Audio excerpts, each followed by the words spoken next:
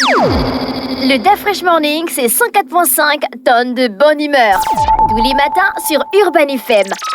La meilleure radio de la capitale. La meilleure radio de la capitale. Vous êtes sur les 104.5 Urban FM, la station urbaine, et vous écoutez le DAF Fresh Morning. Je vous le disais, on a Monsieur Mavungu Blanchard qui est avec nous. Monsieur Mavungu, bonjour.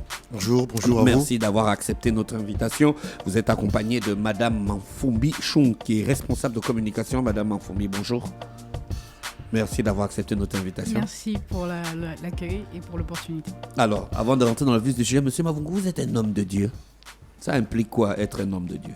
Beaucoup de responsabilités, de sérieux et d'intégrité. C'est d'abord quoi un homme de Dieu? Un homme de Dieu, c'est quelqu'un qui a été appelé par le Seigneur Jésus-Christ de Nazareth pour un seul but, prêcher l'évangile en vue du salut des âmes. D'accord. Donc nous tous, nous ne sommes pas les hommes de Dieu. On est peut-être enfants de Dieu, pas hommes. Tout le monde n'est pas enfant de Dieu. En fait, lorsqu'on lit la Bible, précisément dans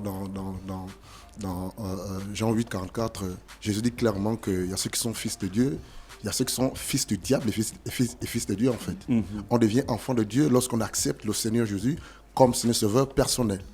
La Bible dit dans Jean chapitre 1, le verset 12, à tous ceux qui ont cru en Jésus, Dieu le Père leur a donné le pouvoir de devenir enfant de Dieu. On devient enfant de Dieu. Mais lorsqu'on n'accepte pas le Maître, c'est-à-dire le Seigneur Jésus-Christ de Nazareth, dans sa vie comme Maître, Seigneur Sauveur personnel, on est enfant du diable. À quel moment vous avez compris qu'il fallait être enfant de Dieu et finalement homme de Dieu dans votre vie? Lorsque j'ai réalisé que j'étais pécheur, j'ai réalisé que j'étais perdu. C'est vague, hein, être pécheur. Parce que nous sommes tous pécheurs, non? Exactement. On est pécheur. À un moment de sa vie, il faudrait accepter le Seigneur Jésus pour que ses péchés soient pardonnés. Lorsqu'on lit Jean chapitre 1, le verset 29, il est écrit que voici l'agneau de Dieu qui ôter sans lever ses racines, c'est extirper avec force, parce que le péché est en nous. Donc l'homme, par ses propres forces ou ses capacités, ne peut pas se voir être pardonné de ses péchés. Il n'y a qu'un seul nom, une seule personne. Et son nom, c'est Jésus-Christ, qui a le pouvoir, la capacité de pardonner les péchés des hommes et des femmes sur terre pendant leur vivant. Donc, à un moment, un soir, vous rentrez de l'école comme ça, puis vous vous êtes dit, aïe, je suis un pécheur. Quand j'étais étudiant, à l'UEB, j'ai réalisé qu'il fallait que je mette fin à mon ancienne vie. C'était trop dur la fac, hein, avec les enseignants qui vous embêtaient, qui ne venaient pas, les grèves, c'était sur le plan spirituel. Les grèves intempestives et tout ça là, ça vous a choqué? Déjà, il faut commencer par ce qu'on entend par péché en fait. C'est quoi le péché? Mentir, c'est pas un péché. Non. Voler, c'est pas un péché. Se masturber, c'est pas un péché. L'homosexualité, ça, c'est pas le péché. Ça, c'est la conséquence du péché. Eh bien, mais c'est quoi le péché? Le péché, c'est la désobéissance radicale à la parole de Dieu. Eh bien, c'est quoi le péché? Comme deuxième définition, le péché, c'est le fait de ne pas avoir le Maître, c'est-à-dire le Seigneur Jésus dans sa vie comme Seigneur Sauveur personnel. C'est le péché. Et parce qu'on n'a pas Jésus, on ne le connaît pas, on ne connaît pas sa parole, eh bien, la conséquence, c'est quoi? C'est mentir, c'est voler, c'est tricher, c'est se masturber, c'est haïr, c'est ne pas pardonner. Et ce sont ces choses qui nous éloignent de Dieu et qui amènent direct, et bien là je dis bien directement, les hommes et les femmes en enfer, sans escale. Mais à quel moment vous savez qu'une âme ne va pas partir en enfer? La réponse, je l'ai donnée dans mon discours. Non, parce que vous pouvez prêcher la parole. Je peux lire un message? Oui, mais est-ce que c'est parce que je lis la parole que ça veut dire que... D'accord, allons-y dans Jean chapitre 1. Allons-y, lisez. Non, je n'ai pas la Bible. Même dans votre téléphone? Non, je n'ai pas la Bible. S'il te plaît, sors Chung, lis-nous Jean chapitre 1, le verset 12. Jean chapitre 1, le verset 12. Là, dans l'évangile de Jean. Exactement. Il est à la fois apôtre et évangéliste. Il est à la fois apôtre et évangéliste. C'est très bien. Il a beaucoup écrit dans la Bible, Jean. Très bien. Il a écrit près de 5 livres. C'est lui qui a écrit l'Apocalypse. C'est très bien. C'est lui qui a encore écrit 1 Jean 1, 1 Jean 2, etc. C'est lui qui a aussi écrit l'évangile des Jean. D'accord. Il a écrit 5 livres dans la Bible. Sœur Chung, lisez-nous. Jean chapitre 1, le verset 12. À vous la parole. Ok, donc je vais lire dans Jean 1, verset 12. Mais à tous ceux qui l'ont reçu, à ceux qui croient en son nom, elle a donné le pouvoir de devenir enfants de Dieu, lesquels sont nés, verset 13, non du sang, ni de la volonté de la chair, ni de la volonté de l'homme, mais de Dieu. Elle, là, c'est la parole. Exactement, qui renvoie à la personne de Jésus-Christ de Nazareth. D'accord, ok. La parole faite chair. Vous avez une association chrétienne, elle s'appelle comment? C'est l'association L'Arche du Salut. L'Arche du Salut. C'est situé où? Quel est son siège est situé? Nous sommes situés précisément à Mwanda, au quartier Bellevue de Mwanda. Qu'est-ce qui justifie votre présence à Libreville alors qu'il y a des brebis égarées à Mwanda? Elles sont partout, ces brebis égarées. Je crois que même dans ce studio, il y a des brebis égarées. Non. Ok, je sens que vous réagir de la sorte. Je m'attendais à vos réactions en fait. Et bien là, vous êtes tombé dans mon piège. Monsieur Mavungo, vous n'êtes pas sérieux. Donc l'association s'appelle, rappelez-nous le nom. L'association s'appelle l'Arche du Salut. L'Arche du Salut. Exactement. Situé à Mwanda, au quartier Bellevue 2. Ça existe depuis combien de temps? Depuis, précisément, si je me trompe. Depuis le 15 mai 2016. D'accord. Donc ça fait 8 ans. Quels sont les profils que l'on retrouve dans l'association? Est-ce qu'il y a des pasteurs comment ça se passe? Vas-y. Donc, l'association a un ministère, donc une œuvre chrétienne, dans laquelle on partage la parole. Elle est aussi structurée comme une association comme une normale. Hiérarchie, voilà, avec une hiérarchie normale, mais c'est une assemblée, c'est une œuvre chrétienne, un ministère, une vision qui prêche l'évangile de Jésus et qui permet aussi de venir en aide aux personnes défavorisées. D'accord, donc hormis le fait de prêcher l'évangile, il y a vous avez aussi des l'action sociale. L'action sociale. Exactement. Vous avez des donateurs? Ou bien tout vient de la dîme et des participations? Je vais laisser... D'accord. Déjà, le premier donateur, c'est le Seigneur Jésus-Christ de Nazareth. Oui, ça on savait. Et je veux juste rectifier quelque chose. La dîme, n'est plus d'actualité en fait. Ah bon, hein? D'accord. Mais je ferme la parenthèse rapidement. Le premier donateur, c'est le Seigneur Jésus-Christ de Nazareth, et des personnes qui sont touchées par rapport à ce qui s'est fait au sein de l'association ou de la vision. En fait, c'est une vision chrétienne qui a deux grands objectifs. Elle a dit, je vais juste le rappeler, d'abord prêcher l'évangile de Jésus-Christ de Nazareth, qui est mort et qui est ressuscité pour le pardon des péchés en vue du seul des âmes. C'est ça la première vision, le premier principe, la vision. Deuxième, c'est vraiment venir en aide aux personnes vulnérables, telles que les orphelins, les veuves, les personnes abandonnées, il y etc. en a beaucoup à Mwanda. Dans tout le Gabon, il y en a, et dans tout le monde d'ailleurs. Et comme ça, vraiment, ce sont nos deux grands objectifs de la vision. Mais vraiment, l'objectif phare, c'est prêcher l'évangile, parce qu'on peut aider des personnes sur le plan social, mais si ces personnes qui reçoivent ces aides-là n'appartiennent pas à Christ Jésus, malgré l'aide sociale, elles mourront et elles iront en enfer. Vous avez un programme d'évangélisation à Libreville qui va commencer le 14 janvier et va s'étendre jusqu'au 19 janvier. Exactement. Ce sera dans quelle zone pour que les auditeurs viennent y participer? Ce sera au niveau du PK8 à la salle Merveille vers l'Alliance chrétienne. Donc les personnes pourront venir, ce sera à partir de 18h pile. Donc entre 18h pile et 20h, les personnes pourront venir écouter la parole de Dieu. Qu'est-ce qui est inclus dans ce message? Quelle est la particularité? Parce que je sais que vous avez l'habitude de prêcher la parole de Dieu. Exactement. Quelle est la particularité du message qui sera dans cette campagne qui s'étend du 14 au 19 janvier? Donc du 14 au 16, déjà on sera au PK8 à la salle Merveille, proche d'Évasion. Et après, on poursuivra du 17 au 19 à Minoubé 3. D'accord.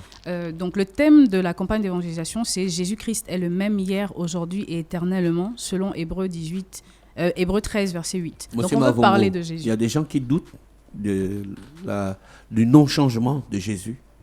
C'est-à-dire le non-changement. C'est-à-dire, plus qu'on dit qu'il est le même hier, aujourd'hui et demain, c'est sûrement qu'il y a des gens qui doutent que peut-être Jésus d'hier n'est pas le Jésus d'aujourd'hui. Et vraiment, il est la seule personne qui ne change pas. D'accord. Il est fidèle. D'accord, donc ce changement-là rentre dans la fidélité. De Dieu, bien sûr. Et c'est parce qu'il est fidèle, il ne change pas. Il peut changer nos cœurs. C'est le cœur transformer ou changer les cœurs des pécheurs en cœurs des personnes qui lui appartiennent et qui peuvent obéir à la parole de Dieu pour le salut de leur âme. Vous arrivez à sauver des âmes quand vous faites vos campagnes d'évangélisation? En fait, c'est pas moi qui sauve. Parce qu'il y a les gens qui viennent juste pendant la campagne. Ils acceptent Jésus comme Seigneur et Sauveur pendant la campagne. Après la campagne, ils retournent. Effectivement, le vrai travail ne s'arrête pas seulement pendant la campagne. Mais il faudrait qu'il y ait un autre travail. Il faut qu'il y ait un autre travail se suive, c'est-à-dire le suivi des âmes. Et c'est le véritable travail. Mais vous serez là juste du 14 au 19, après vous retournez à Mwanda. Nous, on fait comment? Nous, on est nouvelles. Il y a des frères et des sœurs qui vont rester. Une fois qu'on aura terminé la campagne, les frères et les sœurs vont accompagner les personnes qui seront touchées. Est-ce qu'elles sont capables de gérer nos âmes?